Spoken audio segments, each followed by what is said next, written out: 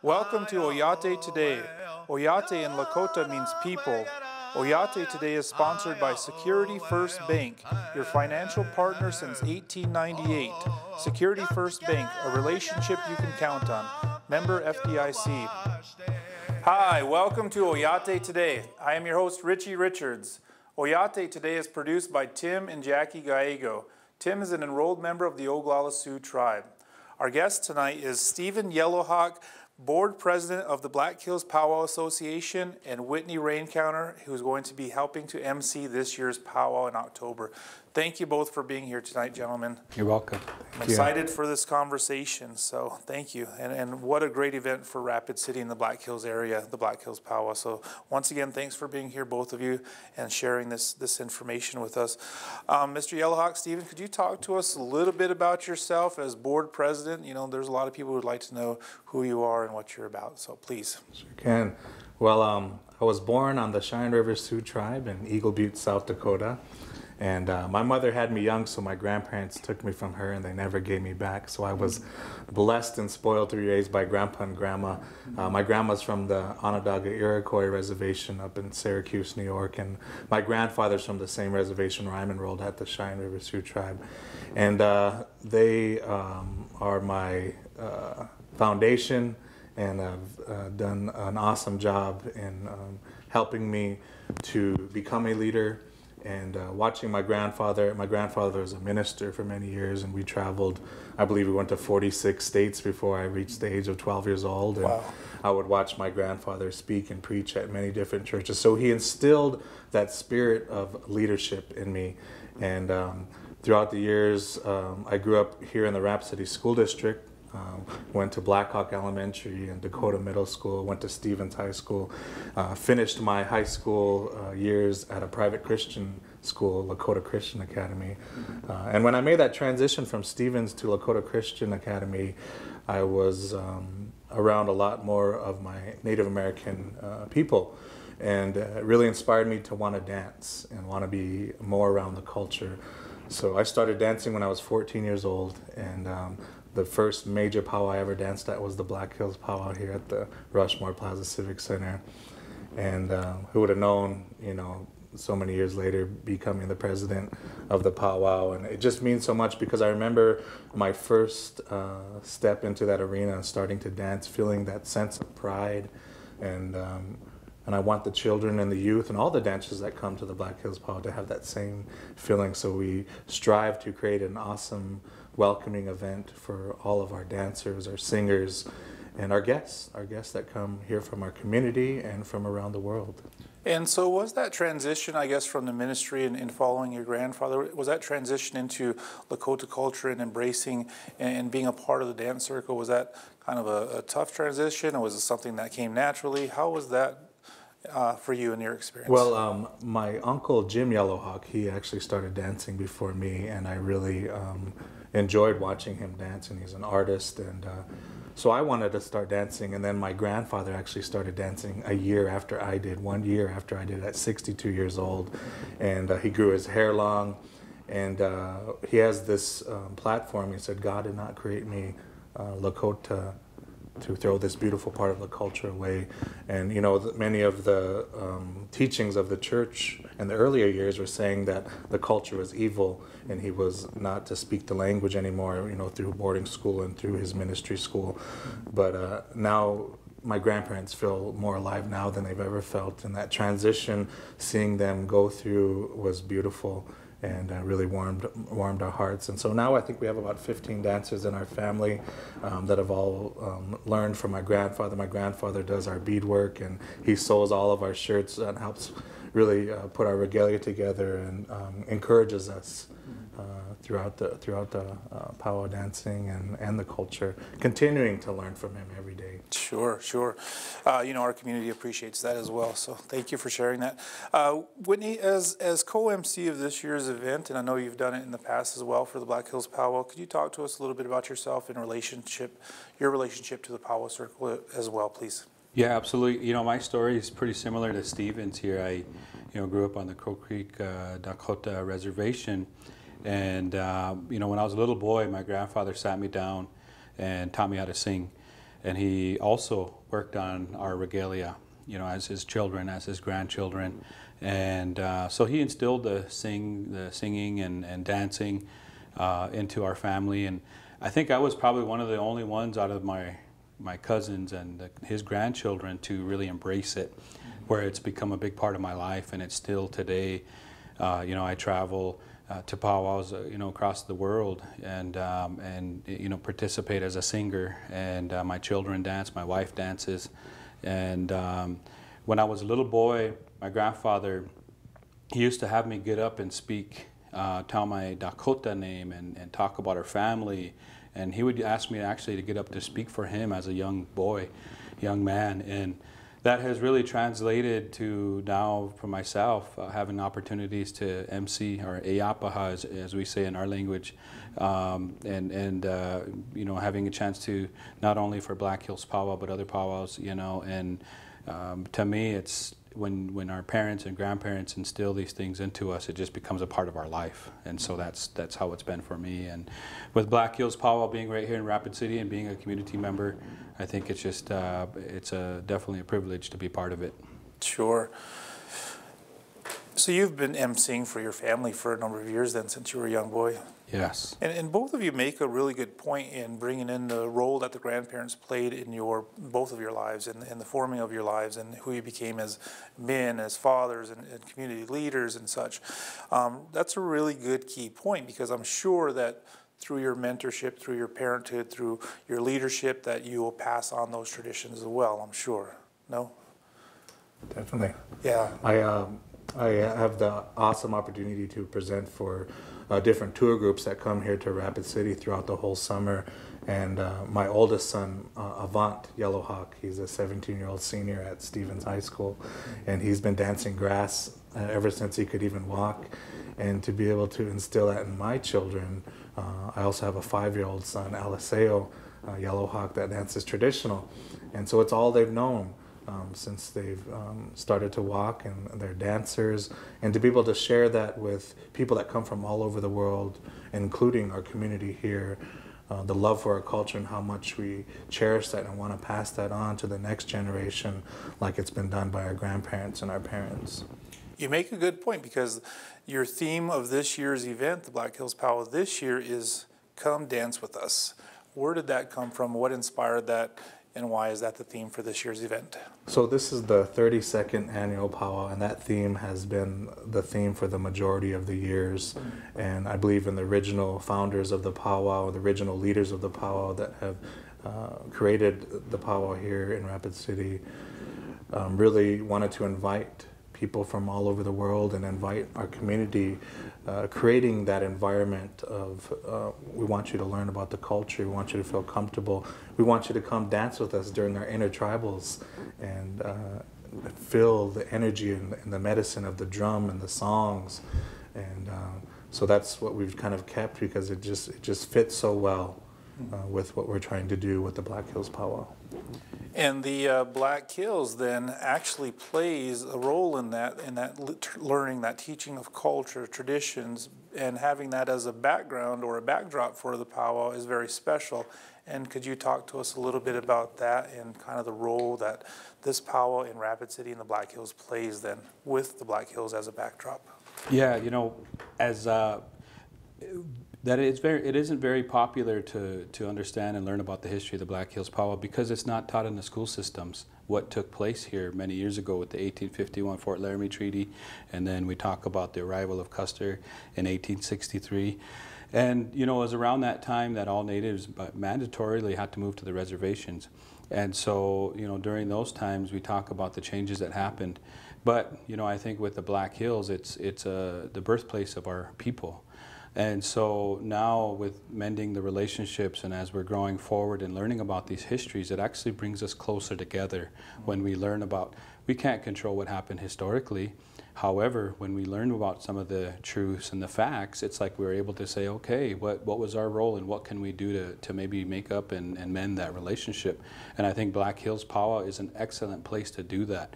The fact that it's right here in the Black Hills, where historically our ancestors would gather This is a epic, gathering place for our people, and so Black Hills Powwow just kind of continues that tradition because it has such a historical importance to our people and visitors. Sure. Mr. Rencountre, Mr. Yellowhawk, we're going to take a break, but when we get back, we're going to learn a little bit more about the Black Hills Powwow coming in October. So we'll be back after a word from our sponsors. You can't predict life's ups and downs. You just give it all you've got to stay on top. But it's easier with a partner like Security First Bank.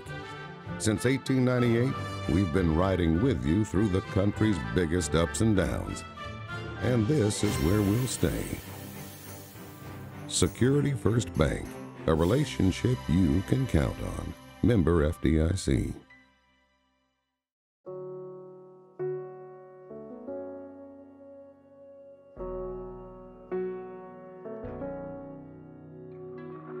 Nier na mier, ehash unkichi troketchashni.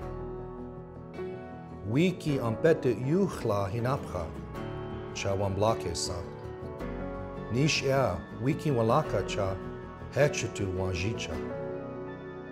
Mitakuye oyasi. Our school has great students and dedicated teachers, but we need our community volunteers to help us to provide a broader view of the many ways a good education can point to a bright future. Did someone say volunteer? Our team at Black Hills is here to help. In fact, we sponsor events and projects, and our employees volunteer for organizations throughout the Black Hills, including partnering with schools to help students learn more about life outside the classroom. Extracurricular, extra fun. Native Son News has been voted the best weekly newspaper in its class for 2015 by the South Dakota and North Dakota Newspaper Associations. You can find a copy of the Native Son News at many businesses and vending machines in Rapid City and the surrounding area, and on all 9 reservations. We publish every Wednesday, so advertisers and subscribers can reach our diverse readership by calling 605-721-1266. The Native Son News covers the other side of the story.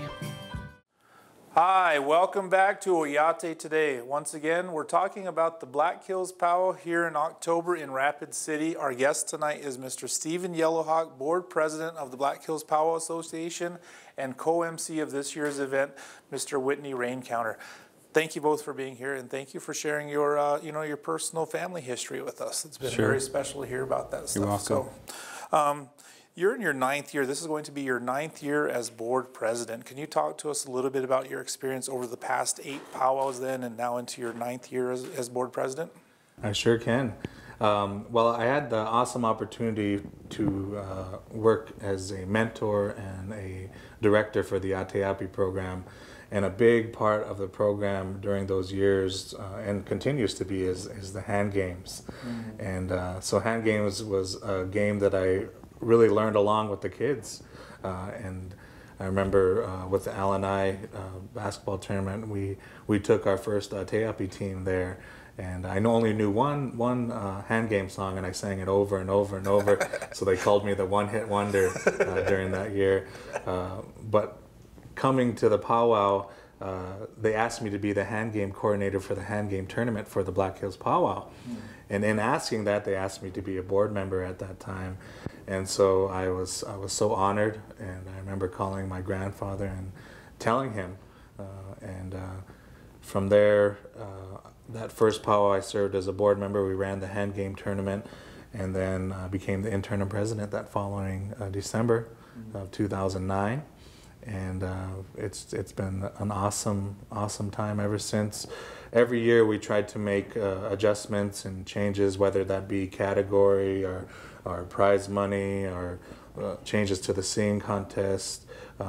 We change head staff here and there, and just things that we notice, we kind of debrief after every powwow to make those adjustments. And one of the first moves, so to say, that we made was we brought Northern Cree that first year, 2010. Wow. And I think that kind of lifted up the powwow, having that world-class drum group come to the Black Hills. Everyone was excited, and we've just kept that energy and kept that momentum rolling with the Youth Day and with all the things that we've added throughout the years. adjustments. They've really helped, and I have a awesome surrounding of support, not only within my family, but my friends and local businesses and people that help fundraise and help make the powwow possible. We're not funded by a casino. We're not funded by any major tribal monies. We have to fundraise all year long to get that prize money.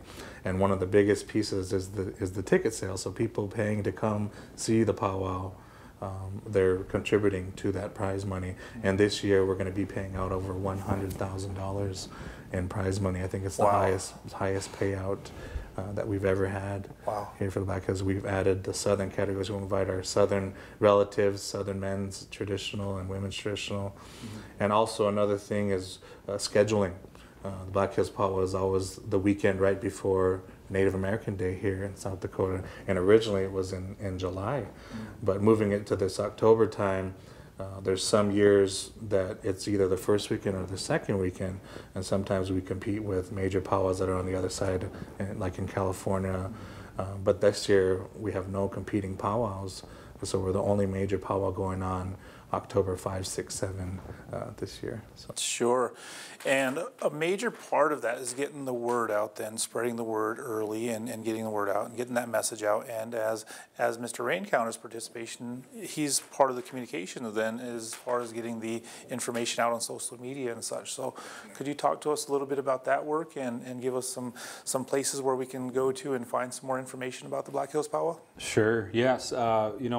First of all, it's always an honor to Eapaha or MC Black Hills Powwow, and part of my role as a head staff, I should say, is to help promote, and that is something that I enjoy to do because, all of us love seeing our friends and relatives come here to Rapid City. It's the excitement, Black Hills Powwow, Lakota Nation Invitational. It's like the events that we have going on, and so we've really tried to push Facebook.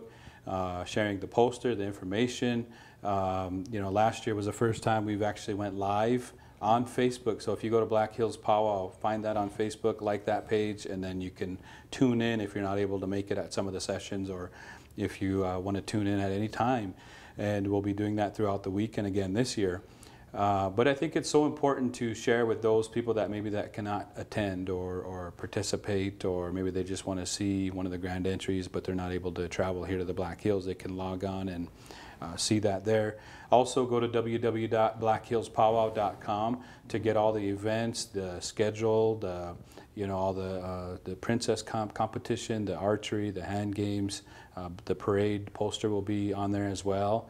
And so you can meet the board, just so many things there on the website and the Facebook that we encourage people to check out. Sure.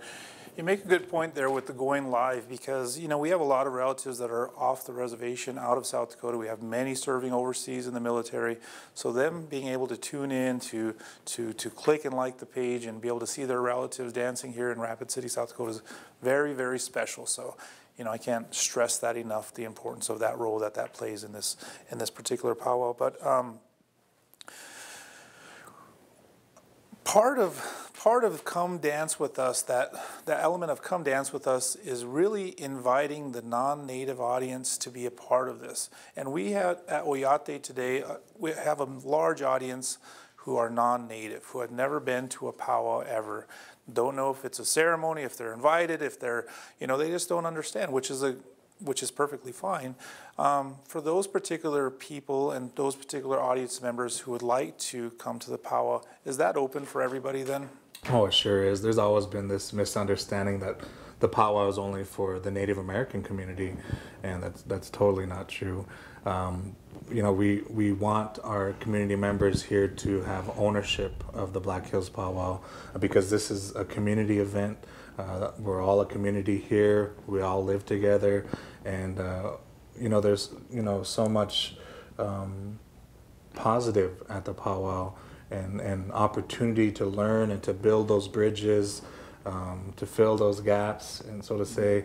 And we want to create that environment that's come dance with us, come share in the intertribals, come ask questions, and then also with our head staff, our announcers, telling them, You know, they're explaining what's going on the whole time. So people that have never been to a powwow, they'll have an understanding. What does this dance mean, or why are they doing this, or you know? So it's all a huge part of what we put together in the whole presentation of the 3-day weekend, is making it a welcoming environment. We've made a lot of adjustments throughout the years to help adjust to that, and to reach out to those community members that wouldn't necessarily come to the powwow, but that is a huge part of why we do interviews, and we share this welcoming environment.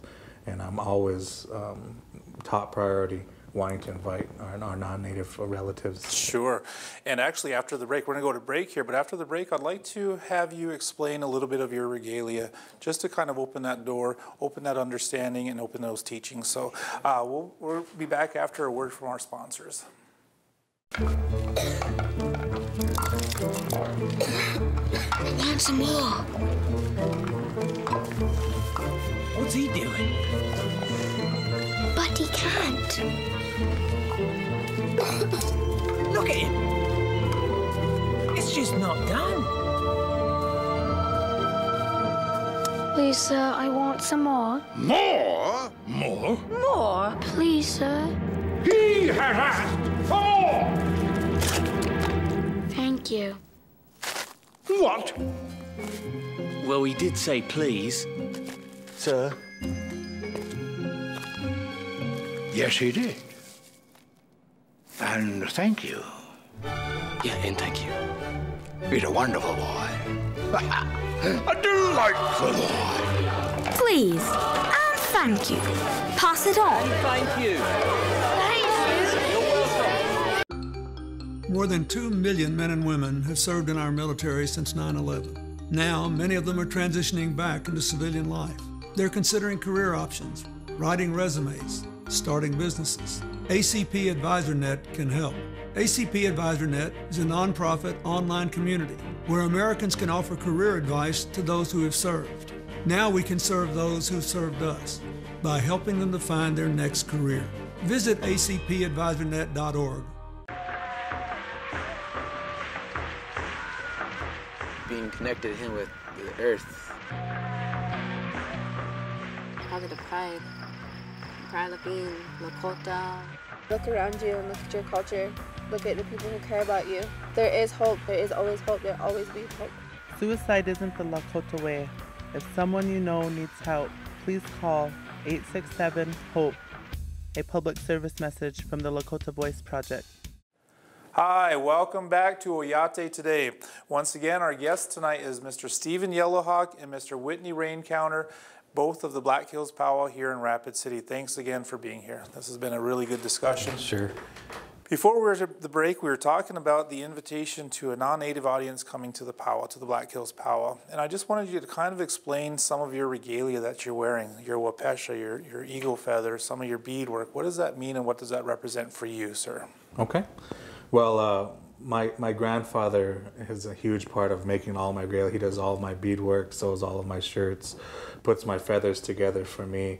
And so he's explained pieces to me as he knows. And so on top of my head, I wear what they call a pesha. And so the tall hair that you see on top is porcupine guard hair, and the lower layer with the color in it is white-tailed deer hair. The stick that you see going through the top of my head does not mean I escaped an arrow being shot at me.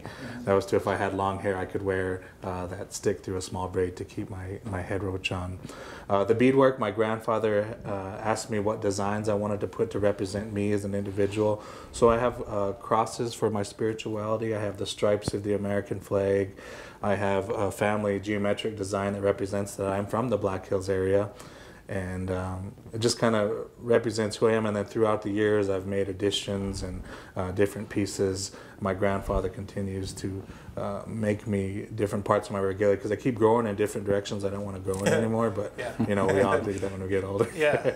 But the feathers are huge. They're so sacred. You know, we earn our feathers for graduating from high school now and graduating from college, serving in our military, being a community hero. We are honored with these feathers. Originally, we earned them for being in battle, being a warrior.